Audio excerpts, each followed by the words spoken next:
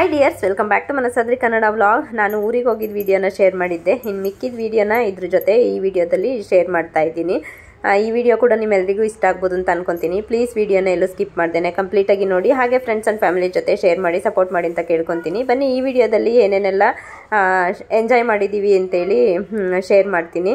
ಇದು second round batting start ಆಗಿದೆ. ಮಧ್ಯಾಹ್ನ ಊಟ ಆದಮೇಲೆ ಮತ್ತೆ ಈವ್ನಿಂಗ್ ಸ್ನ್ಯಾಕ್ಸ್ ಟೈಮಿಗೂ ಕೂಡ ನಾವು ಊಟ ಮಾಡ್ತಾ ಇದ್ದೀವಿ.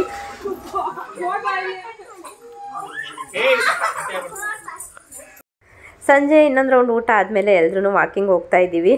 ನಾವು ಈವ್ನಿಂಗ್ ಟೈಮು ಊರಲ್ಲಿ ಎಲ್ಲರೂ ಇದ್ದರೆ ಒಂದು ಕೆರೆ ಹತ್ರ ಹೋಗ್ತೀವಿ, ಇಲ್ಲಾಂದರೆ ಇನ್ನೊಂದು ತೋಟ ಇದೆ ಅಲ್ಲಿಗೆ ಹೋಗ್ತೀವಿ.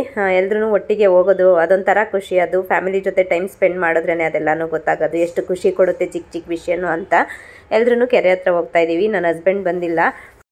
ಈ ಸಲ ಸ್ವಲ್ಪ ನಾನ್ ವೆಜ್ ಜಾಸ್ತಿ ಆಯಿತು, ಹಾಗಾಗಿ ಯಾರು ಕೂಡ ಎಳ್ನೀರು ಕುಡಿಯೋ ಇಂಟ್ರೆಸ್ಟ್ನ ತೋರಿಸ್ಲಿಲ್ಲ. ಹೊಟ್ಟೆ ಫುಲ್ಲೇ ಇತ್ತು, ಮಧ್ಯಾಹ್ನದಿಂದನೂ ಕೂಡ ಹೊಟ್ಟೆ ಖಾಲಿನೇ ಇಲ್ಲ. ಸೊ ಹಾಗಾಗಿ ಎಳ್ನೀರು ಕುಡಿಯೋಕ್ಕೆ ಯಾರು ಇಂಟ್ರೆಸ್ಟ್ನ ತೋರಿಸ್ಲಿಲ್ಲ. ಸೊ ಕೆರೆ ಹತ್ರನೇ ಹೋಗ್ತಾ ಇದ್ದೀವಿ. ಕೆರೆ ಕೂಡ ತುಂಬಿದೆ, ನೋಡ್ಕೊಂಡು ಬರೋಣ ಅಂತೇಳಿ ಹೋಗ್ತಾ ಇದ್ದೀವಿ. ವಾಕಿಂಗ್ ಕೂಡ ಆಗುತ್ತೆ ಅಂತ ಹೇಳ್ಬಿಟ್ಟು ಹೋಗ್ತಾ ಇದ್ದೀವಿ. ಊರಿಗೋದ್ರೆ ನಮ್ಮ ಕ್ಯಾಮ್ರಾಮನ್ ಬಂದು ಪಿ ತುಂಬ ಚೆನ್ನಾಗಿ ವಿಡಿಯೋನ ಮಾಡಿಕೊಡ್ತಾಳೆ. ಅದೆಲ್ಲ ಸಿಕ್ಕಾಬಟ್ಟೆ ಇಂಟ್ರೆಸ್ಟ್ ಅವಳಿಗೆ. ಇನ್ನು ಓದ್ತಾ ಇರೋದ್ರಿಂದ ಅದ್ರ ಕಡೆ ಎಷ್ಟೊಂದು ಫೋನೆಲ್ಲ ಕೊಡಲ್ಲ ಅವಳಿಗೆ. ಮುಖ ನೋಡಿ ನಾನ್ ವೆಜ್ ತಿಂದು ಹೆಂಗಾಗ್ಬಿಟ್ಟಿದೆ ಡಲ್ಲ. Oh my god. ವಾವ್. ನಾವು ಇಲ್ಲಿಗನ ಎಲ್ಲ ಬಂದಿಲ್ಲ. ಕೆರೆ ಹತ್ರನೂ ಮಾನ್ವಿತಾ ಸೈಕಲಲ್ಲೇ ಬಂದಿದ್ದಾಳೆ. ಬ್ಯಾಂಗ್ಳೂರಲ್ಲಿ ಅವಳಿಗೆ ಸೈಕಲ್ ತುಳ್ಸಲ್ಲ ಅಲ್ವಾ, ಹಂಗಾಗಿ ಊರಿಗೆ ಹೋದ್ರೆ ಸೈಕಲ್ ತುಳ್ದಾಡ್ತಾಳೆ. ಬಟ್ ಹಚ್ಚೋದು ಅವಳದನ್ನು ಫೈಟಿಂಗು ಸೈಕಲ್ಗೋಸ್ಕರ. ಲಾಸ್ಟ್ ಟೈಮ್ ಬಂದಾಗ ಕೆರೆನಲ್ಲಿ ಆಟ ಆಡ್ಕೊಂಡು ಹೋಗಿದ್ವು. ಈ ಸಲ ಫುಲ್ಲಾಗಿ ಹೋಗಿದೆ.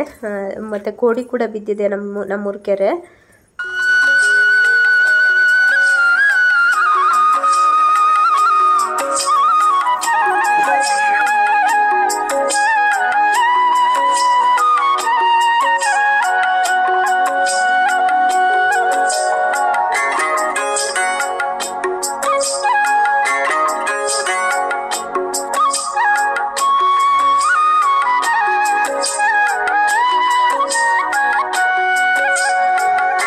ಕೆರೆ ಹತ್ರ ಒಂದು ಹಾಫ್ ಆನ್ ಅವರ್ ಮೇಲೇ ಟೈಮ್ ಸ್ಪೆಂಡ್ ಮಾಡಿದ್ವು.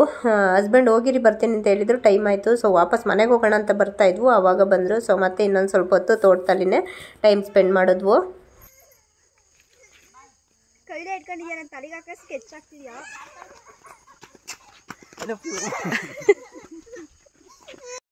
ಮನು ಫ್ರೆಂಡ್ನ ಬಿಟ್ಟು ಬರೋಕ್ಕೆ ಅಂತ ಹೇಳಿ ನಿಟ್ಟೂರಿಗೆ ಹೋಗಿದ್ದ. ಅವನು ಕೂಡ ಬಂದ. ಈ ನಾನ್ ವೆಜ್ ತಿಂದರೆ ಹೆಂಗೆ ಅಂತಂದರೆ ಇನ್ಯಾವ ಕೆಲಸ ಮಾಡೋಕ್ಕೂ ಇಂಟ್ರೆಸ್ಟ್ ಇರಲ್ಲ, ಸುಮ್ಮನೆ ಇದ್ಬಿಡೋಣ ಅಂತ ಅನಿಸುತ್ತೆ. ನಾನು ನನ್ನ ಹಸ್ಬೆಂಡು ಫೋಟೋ ತಗೊಳಕ್ಕೆ ಅಂತ ಹೇಳಿ ನೋಡಿದ್ರು. ನಮ್ಮ ಫೇಸ್ ನೋಡ್ಬಿಟ್ಟು ಬೇಡ ಬಿಡು ಅಂತ ಹೇಳಿ ಸುಮ್ಮನೆ ಅದು ಫೋಟೋ ಚೆನ್ನಾಗಿ ಬರಲ್ಲ ಅಂತ.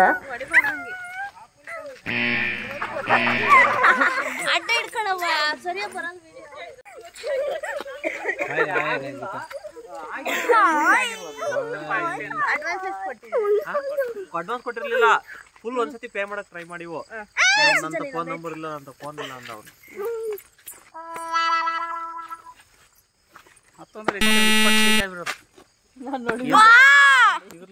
ಇಬ್ರು ಭಾವನು ಮಕ್ಕಳನ್ನಂತೂ ಸಿಕ್ಕಾಬಟ್ಟೆ ತೀಟೆ ಮಾಡ್ತಾರೆ. ಅಲ್ಲಿಂದ ಮನೆಗೆ ಹೋಗ್ತಾ ಇದ್ವಿ, ಅಂದರೆ ತೋಟದಾಗಿಂದ ಮನೆಗೆ ಹೋಗ್ತಾ ಇದೀವಿ. ಸಂಜೆ ಟೈಮು ಸೊಳ್ಳೆ ಸಿಕ್ಕಾಬಟ್ಟೆ ಆಗ್ಬಿಡುತ್ತೆ.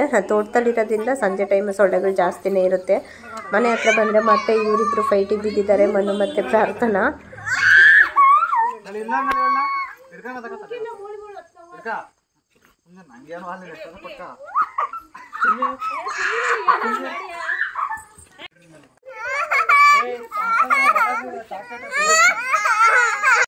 ಇಷ್ಟೊತ್ತು ಇವರಿಗೋಸ್ಕರನೇ ವೆಯ್ಟ್ ಮಾಡ್ತಾ ಇದ್ವು. ನಮ್ಮ ಅತ್ತೆನ ನೋಡಿ ತುಂಬ ದಿವಸ ಆಗೋಗಿತ್ತು. ಹಂಗಾಗಿ ನಾನು ನಮ್ಮ ಅಪ್ಪಾಜಿ ಹತ್ರ ನಮ್ಮ ಮಾಮಗೆ ಫೋನ್ ಮಾಡಿಸಿ ಕರ್ಕೊಂಡು ಬರೋಕ್ಕೆ ಹೇಳಿದ್ದೆ. ಅವರು ಕೂಡ ಸಂಜೆ ಅಷ್ಟರಲ್ಲಿ ಬಂದರು.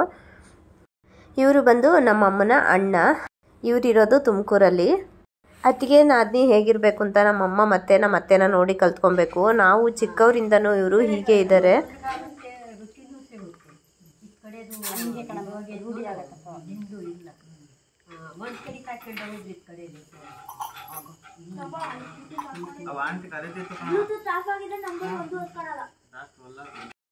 ಅಮ್ಮ ಅತ್ತಿಗೆಗೆ ಅಲ್ಲಿಂದು ಸ್ಟೋರಿ ಹೇಳ್ತಿದ್ದಾರೆ. ಅಮ್ಮ ಅಲ್ಲಿ ಹಾಕ್ಸ್ಕೊಂಡಿದ್ದಾರಲ್ವ, ಅದ್ರದ್ದೆಲ್ಲ ಸ್ಟೋರಿನ ಹೇಳ್ಕೊತಾ ಇದ್ರು. ಇಲ್ಲಿ ನಮ್ಮ ಅಣ್ಣ ನಮ್ಮ ಭಾವನ್ನ ರೇಗಿಸ್ತಾ ಇದ್ದಾರೆ.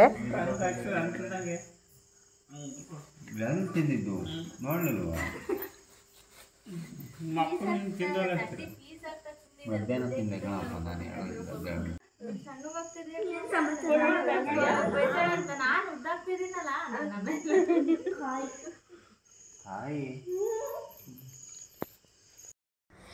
ಇದ್ದಿದ್ದರಿಂದ ಮಾತಾಡ್ಕೊಂಡು ಕೂತಿದ್ವು.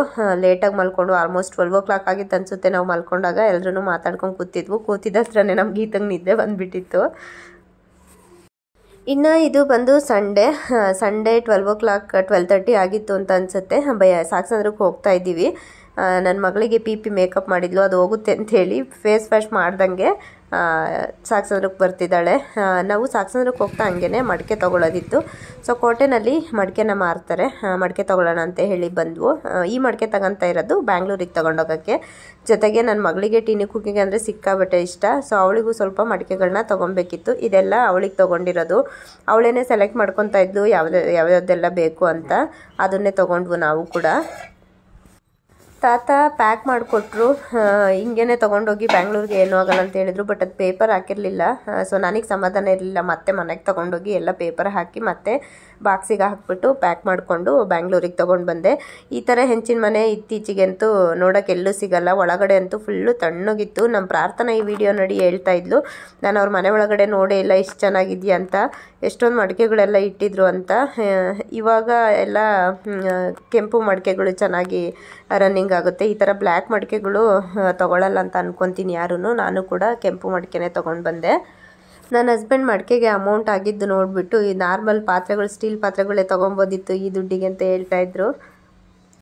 ನಾನು ಅನ್ನಕ್ಕೆ ಮತ್ತು ಸಾಂಬಾರಿಗೆ ಹಾಗೆ ಅದ್ರದ್ದು ಕ್ಯಾಪು ಮತ್ತು ನನ್ನ ಮಗಳಿಗೆ ಸ್ವಲ್ಪ ಟೀನಿ ಕುಕ್ಕಿಂಗ್ಗೆ ಒಂದು 4ರಿಂದ 5 ಪುಟಾಣಿದ್ದು ಮಡಿಕೆನ ತೊಗೊಂಡಿದ್ದು. ಅದಕ್ಕೇ 1000 ರೂಪೀಸ್ ಆಯಿತು.